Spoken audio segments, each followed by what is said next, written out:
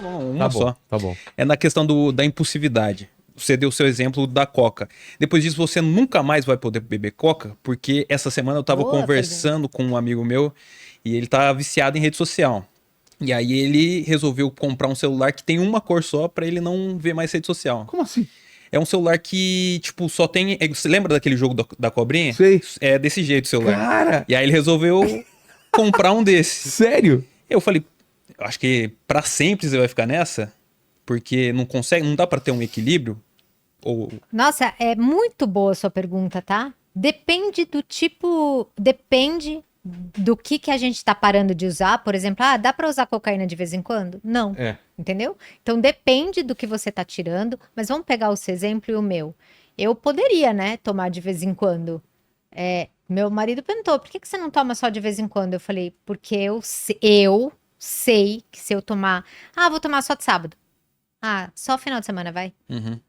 Só final de semana e de ter, só quando for hambúrguer, só quando for pizza. Eu sei que eu vou voltar. Então, ao me conhecer, nesse sentido, do jeito que tava antes, eu falei, é melhor eu não tomar nunca mais. Então, acho que depende do vício e acho que a pessoa tem que fazer essa pergunta. E ela pode até tentar e escorregar, né? Uhum. Ela pode escorregar. Eu já tive paciente que parou de fumar, aí ficou 1 ano e meio sem fumar e achou que poderia fumar charuto com os amigos, né? Esquema de charuto, vinho, não sei o que lá. Aí, não, porque é muito de vez em quando, charuto tal. Aí, tipo, depois da terceira vez voltou pro cigarro. Uhum. Então, e aí teve que sofrer de novo para parar.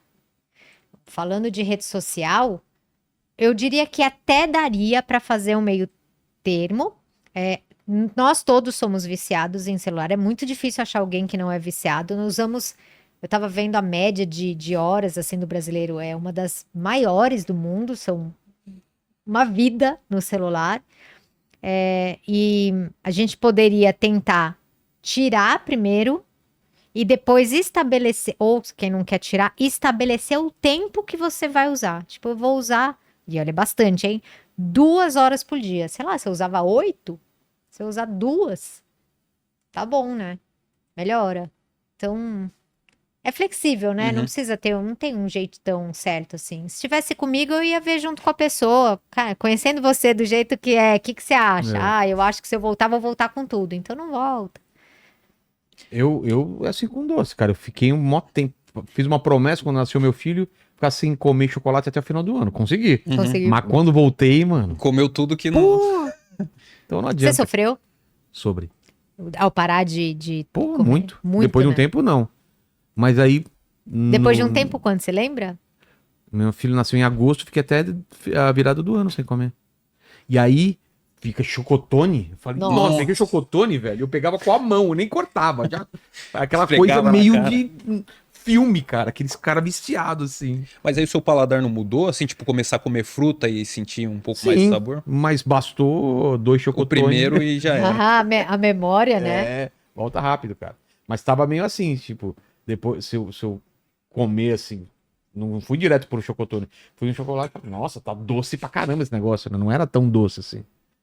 Mas dura meio-dia isso só, né? Pois é. Eu tenho Manda, certeza manda que um se eu tomasse MM pra uma... cá pra ver. Em vez dessa jujuba, se não.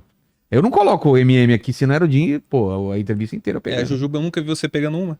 É porque eu já enjoei de jujuba. Hum. Mas eu pegava jujuba antes. Eu já enjoei, né? Uhum. 4 anos, né, com jujuba aqui. Manda. Vamos lá, o Carlos, ele tá perguntando como o estresse crônico está relacionado à depressão e ansiedade. Boa pergunta. Estresse crônico significa que você está... Primeiro que nós não fomos feitos para ter estresse crônico, né? O ser humano, ou todos os animais, deveriam viver estresse que termina. Então, veio um leão na sua frente, eu falo, Foge. corre ou foge. Mas é tipo, ou ele te Foge ou- come ou você mata ele, ou foge né? ou ataca, né? Então, só tem 2 saídas, ou seja, o estresse não dura até amanhã.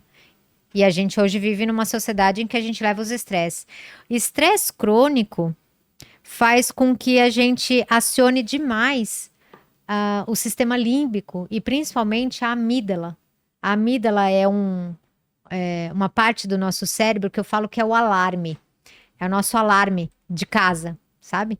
E aí ele alarma e libera adrenalina, e libera cortisol. E aí no outro dia você é estressado, libera adrenalina, libera cortisol. Que são neurohormônios, né? O cortisol, a gente já sabe que de forma crônica faz morte neuronal. Mata neurônio no hipocampo, que é a parte de memória, por isso que estressados falam, ai, não consigo lembrar das coisas, e mata neurônio também em córtex pré-frontal. Altera a química do cérebro.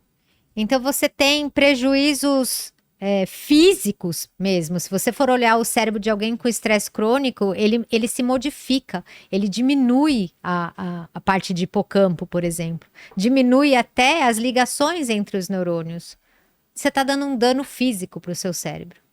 E a partir daí, se a gente sabe que é o cérebro que é responsável pelos nossos pensamentos, sentimentos, pelo nosso sono, pela nossa libido. O cérebro é responsável por tudo que acontece no seu corpo. E você está detonando a máquina que é responsável por tudo isso. Então, a longo prazo, esses são os sintomas de um cérebro que está machucado, né? Literalmente.